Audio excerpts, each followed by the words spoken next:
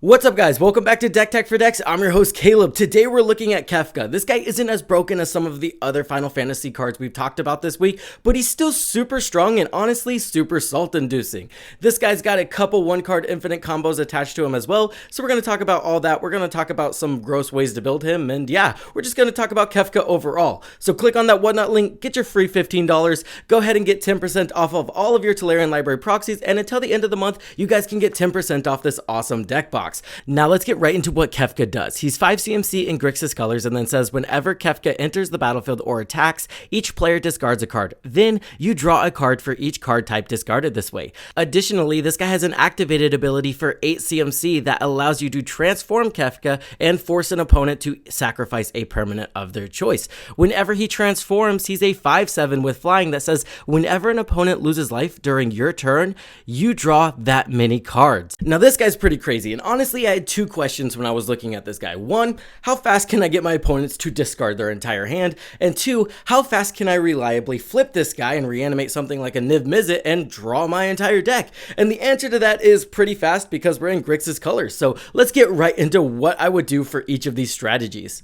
The first thing I realized is cards that create token copies of creatures are really strong here, like Electric Duplicate, Molten Duplication, and Twin Flame. These all say something super similar. They say choose a target creature, and then you can create a token copy of that creature, exile at the beginning of the next end step.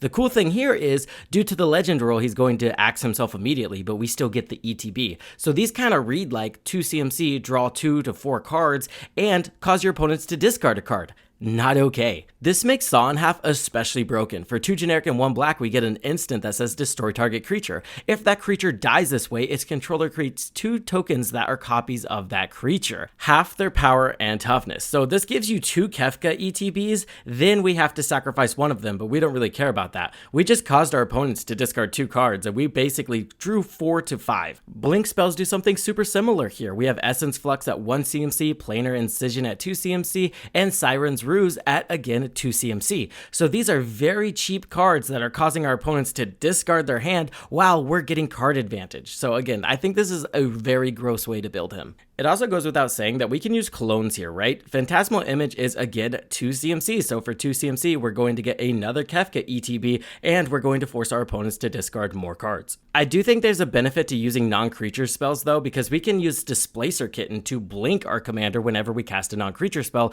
And again, that's going to make our opponents discard their hand extremely fast. Another powerful card is Stormkiln Artist. If we're playing the majority instant and sorcery spells to copy our commander, Stormkiln Artist is going to replace one of those manas with a treasure token, and that's just going to cause us to kind of storm off, and while we're storming, we're forcing our opponents to discard their entire hand. Again, just not okay. Playing Harmonic Prodigy and Roaming Throne can also take this deck to the next level because we're doubling up on his ETB and attack trigger, also his draw trigger whenever we are able to flip this guy over. Harmonic Prodigy is a 2 CMC human wizard that's 1 generic and 1 red that says if an ability of a shaman or another wizard you control triggers, that ability triggers an additional time. Wouldn't you know it? Kefka is a human wizard. Additionally, Roaming Throne says, as Roaming Throne enters the battlefield, choose a creature type. Roaming Throne is the chosen type in addition to its other types. And then it says, if a triggered ability of another creature you control of the chosen type triggers, it triggers an additional time. So again, we're just doubling up on Kefka's triggers here. Let's talk about how this guy goes infinite. We have 2 different options here. Our first one is Niv Mizzet Perun. Now this guy's for 3 blue and 3 red, we get a legendary creature Dragon Wizard. Kind of insane that this guy's also a wizard and the casting cost is also insane, but remember, we're able to discard this guy to the graveyard and we're in Grixis, so we're reanimating this guy 9 times out of 10. He has the cool ability that says this spell can't be countered, flying, and whenever you draw a card, Niv Mizzet Perun deals 1 damage to any target. It also says whenever a player casts an instant or sorcery spell, you draw a card. But what's going to happen here? As long as Kefka is flipped over, Niv Mizzet is going to deal 1 damage to our opponent whenever we draw a card, and then Kefka is going to see that, allowing us to draw a card, and then again Niv Mizzet triggers and boom, we go infinite here. Now a lot of people are like, won't you just deck yourself here? But Niv Mizzet says whenever you draw a card, Niv Mizzet Perun deals 1 damage to any target. So we can just switch the target, deal 1 damage to ourselves, discard one of our shuffle titans, shuffle our entire graveyard back into our library, and then repeat the process. So there is a way to get out of it, and if you do build the deck this way, you're going to have shufflers and ways to make sure you don't just die outright whenever this goes off. But again, this is pretty broken. broken here.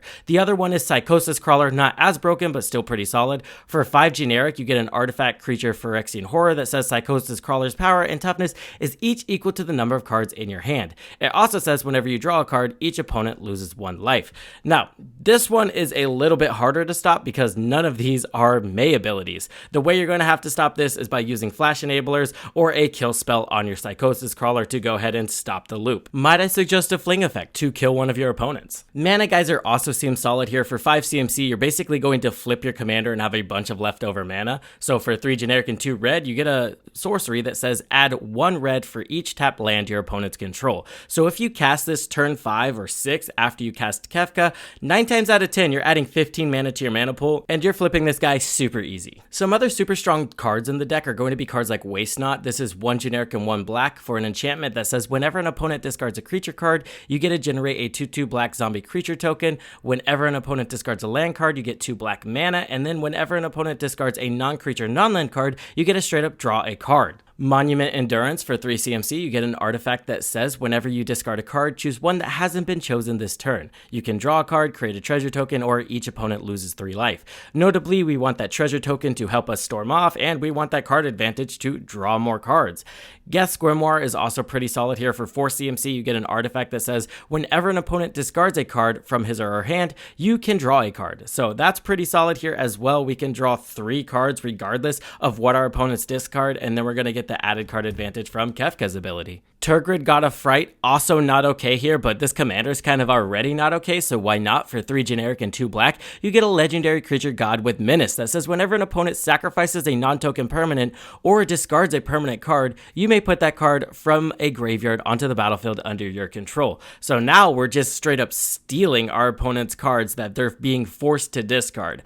They're not going to be happy with you after this. This goes without saying, but I think running some very powerful reanimation targets are going to be strong as well, like Sepulchral Primordial. For 7 CMC, 5 generic and 2 black, you get a creature avatar that says whenever Sepulchral Primordial enters the battlefield, for each opponent, you may put up to 1 target creature card from that player's graveyard onto the battlefield under your control. This is also going to synergize with the blinkingness of the deck, so we can blink this guy over and over again, or again, create token copies of him with our token copy effects.